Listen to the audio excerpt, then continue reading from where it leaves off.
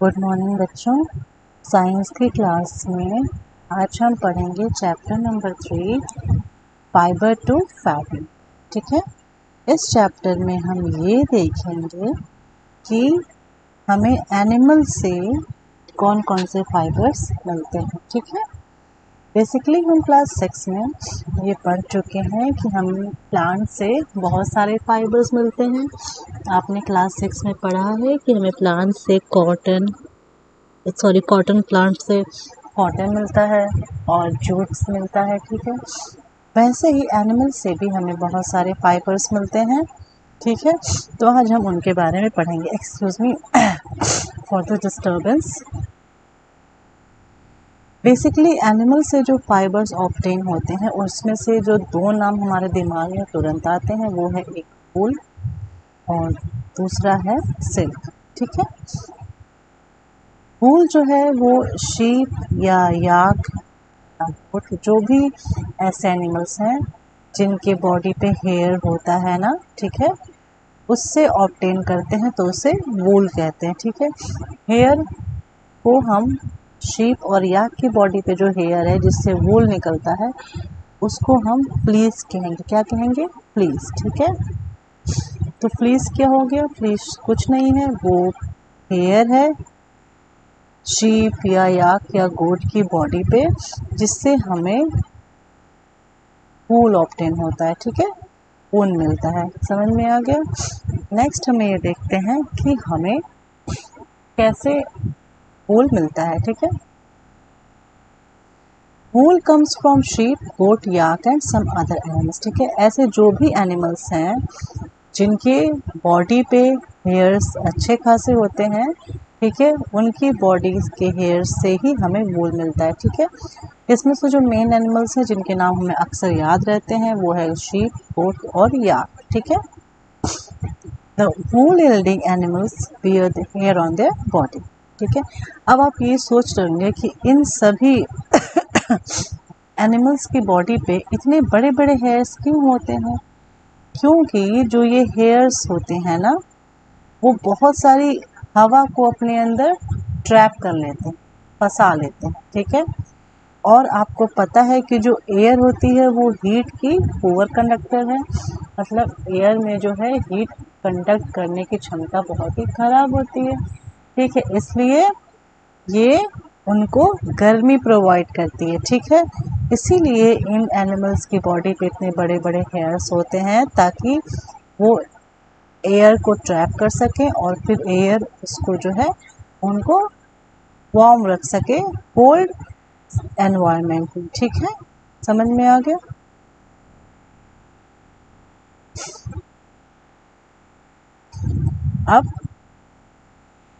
अब जैसा कि आप इस शीप को देख रहे हैं तो शीप की बॉडी पे जनरली जो है दो तरह के फाइबर्स होते हैं। ठीक है, जो फ्लीस बनाते हैं। एक होता है कोर्स बियर्ड हेयर और एक होता है fine soft under hair close to the skin. ठीक है, एक जो बाहर सबसे ऊपर से बाल लदे होते हैं जो वो क्या होता है उसे हम कोर्स बियर्ड हेयर, नाम कोर्स है ना, कोर्स मतलब क्या होता है?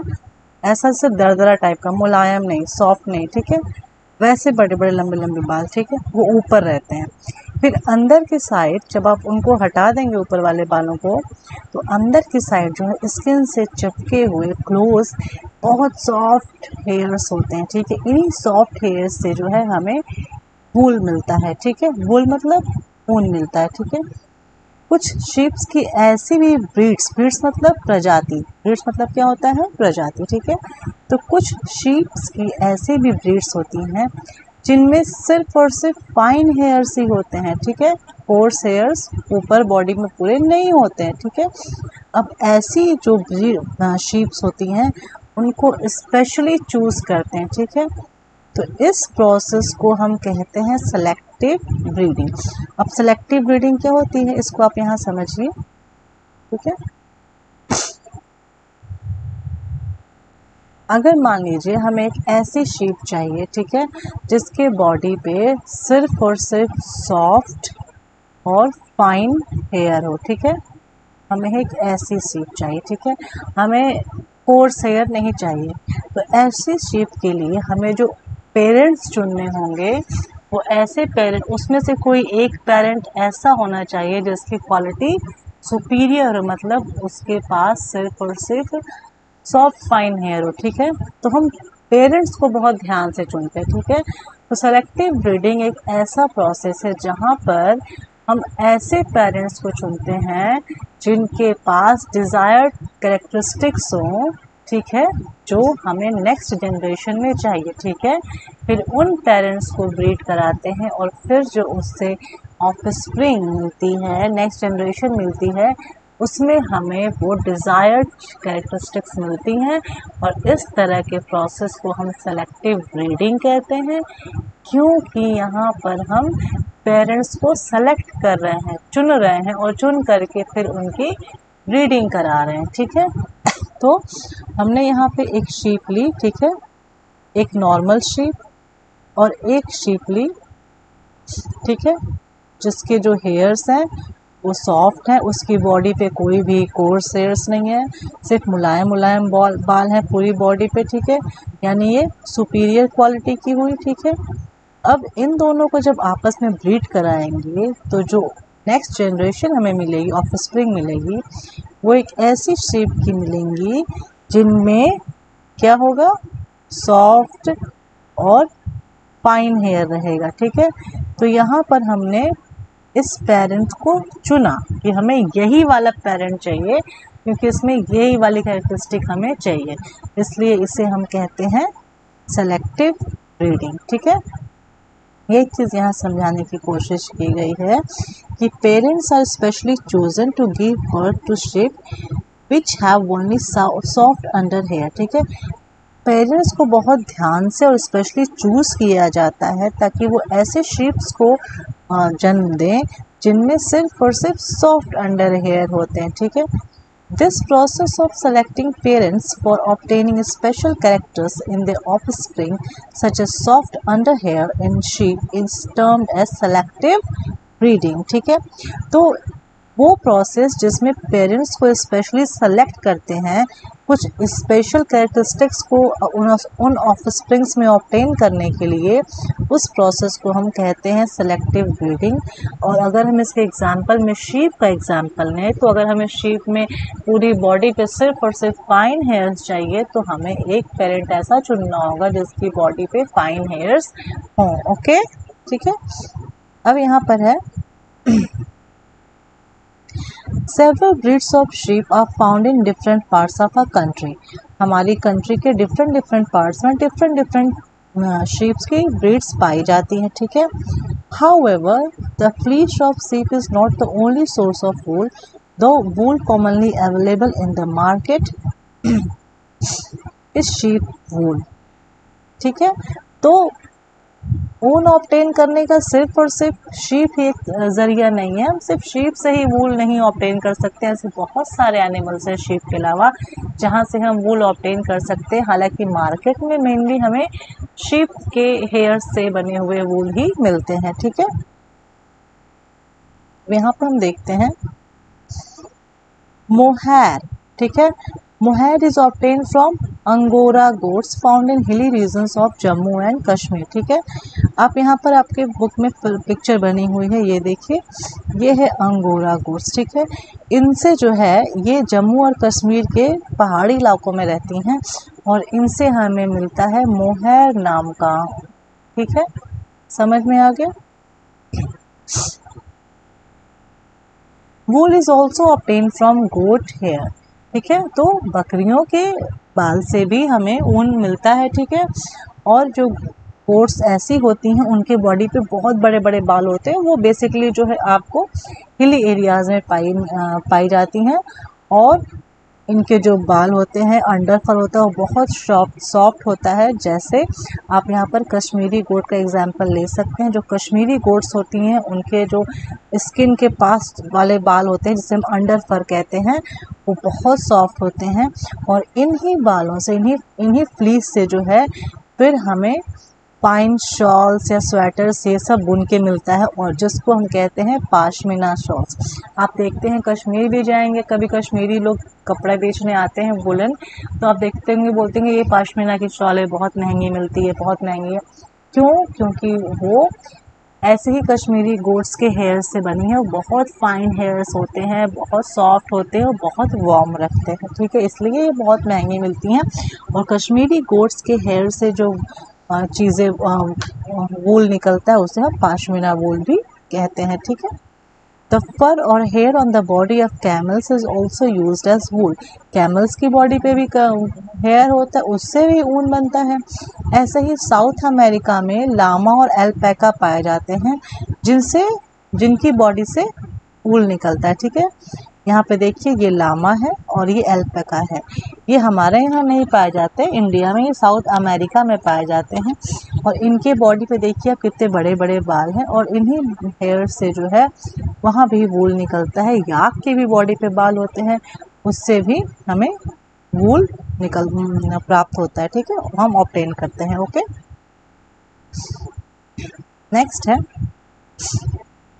फ्रॉम फाइबर्स टू वूल। अब हम फाइबर्स मतलब जो हेयर्स हैं, ठीक है, उनसे हम कैसे वूल बनाते हैं, ठीक है, अब हम यहाँ पे ये पढ़ना स्टार्ट करेंगे, ठीक है।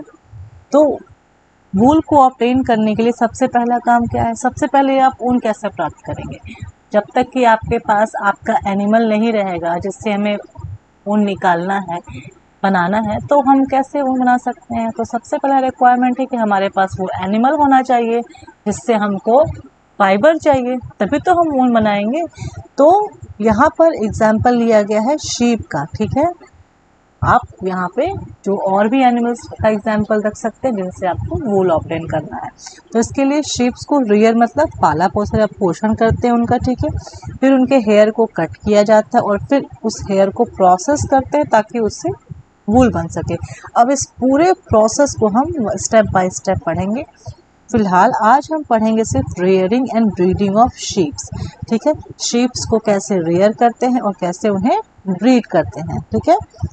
तो अगर आप कभी जम्मू और कश्मीर या हिमाचल प्रदेश या उत्तरांचल या अरुणाचल प्रदेश या सिक्किम इन सब हिली एरियाज़ में ट्रैवल करें, या फिर आप हरियाणा, पंजाब, राजस्थान, गुजरात जैसे प्लेन्स इलाके में ट्रैवल करें, तो आप पाएंगे कि बहुत सारे शेफर्ड्स जो हैं अपने शीप्स के पूरे झुंड को लेकर के खेतों में खड़े रहते हैं और वो घास चरती रहती हैं, ठीक है। सभी को पता है कि शीप क्या है? एक हर्बीवोर है। हर्बीवोर मतलब क्या होता है?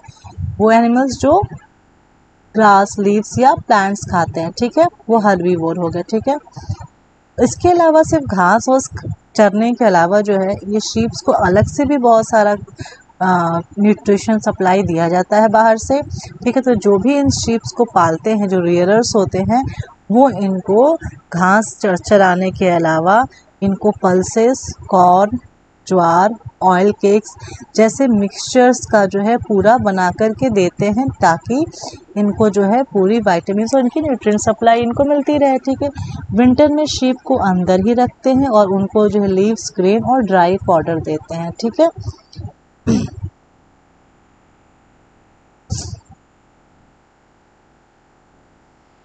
हमारे कंट्री के बहुत सारे पार्ट्स में शीप को पालते हैं और उनसे वूल ऑब्टेन करते हैं, ठीक है। और ऐसे बहुत सारे क्वालिटी की ब्रीड्स हैं जिनसे अलग अलग तरह के वूल प्राप्त होते हैं, ठीक है। The quality and texture of fibres obtained from them is also indicated in table. तो यहाँ पे एक टेबल दी हुई है जहाँ पर शीप्स के नाम है अलग अलग ब्रीड्स के, उनसे किस तरह की क्वालिटी का वूल निकलता है और ऐसी शीप्स कौन से स्टेट में पाई जाती हैं, इस टेबल में अभी हम जानेंगे, ठीक है। तो हम यहाँ इस टेबल में ये भी देखेंगे कुछ ऐसी शीप की ब्रीड्स होते हैं जिनकी बॉडी पे बहुत मोटे मोटे कोट जैसे बाल होते हैं। इनसे जो है बहुत ज़्यादा मात्रा में वूल निकलता है, बहुत गुड क्वालिटी का वूल, और बहुत ही ज़्यादा मात्रा में निकलता है जो कोट जैसे बाल जिनके ऊपर होते हैं, ठीक है। और ये शीप्स को स्पेशली सेलेक्टिव ब्रीडिंग के थ्रू ही ऑब्टेन किया जाता है, ठीक है। Once the reared sheep have developed a thick growth of hair, hair is shaved off for getting wool. तो एक बार जिस sheep को हम rear कर रहे हैं, पाल पोस रहे हैं, उसके बॉडी पे अच्छे से पूरे हेयर की अच्छी खासी मोटी ग्रोथ हो जाती है, थिक हो जाते हैं, घने बाल उग जाते हैं, तो फिर उन हेयर्स को शेव कर देते हैं और फिर उससे वूल बनाने की जो प्रोसेस है उसको स्टार्ट करते हैं। ठीक है, इस टेबल में हम यहाँ पे देख रहे हैं कि एक ब्रीड होती है जिसे लोही कहते हैं। ठीक है, इससे बहुत अच्छी क्वालिटी का वूल निकलता है और ये ब्रीड जो है शीप की राजस्थान और पंजाब में पाई जाती है। ठीक है, दूसरी एक शीप की ब्रीड होती है जिससे ब्राउन कलर का फ्लीस निकलता है, वूल निकलता है, इसे रामपुर बुशैर नाम दिया गया है और ये बेसिकली उत्तर प्रदेश और हिमाचल प्रदेश में पाई जाती है। ठीक है, उसके बाद है एक नाली करके होती है शीप, उसकी शीप की ब्रीड, जिससे कि हमें कारपेट वाला वूल मिलता है। ठीक है, कारपेट बनाने के लिए, और ये राजस्थान, हरियाणा और पंजाब में पाई जाती है। एक बखरवाल होती है जिससे वुलन शॉल्स बनती हैं जो जम्मू कश्मीर में पाई जाती है। एक शीप होती है मारवाड़ी जिससे कि कोर्स मतलब मोटा वाला वूल मिलता है और ये गुजरात में पाई जाती है। गुजरात में ही एक पटनवाड़ी नाम की शीप होती है जिससे होजरी के चीज़ें बनती हैं। ठीक है, तो यहाँ पर हमने शीप्स की डिफरेंट ब्रीड्स देखी, उनसे किस तरह के क्वालिटी के वूल्स हमें मिल सकते हैं वो देखे, और वो कहाँ पाई जाती हैं हमने वो भी देखा। ठीक है, नेक्स्ट टर्न में हम पढ़ेंगे कि कैसे हम फाइबर से अब वूल बनाते हैं। ठीक है, थैंक यू।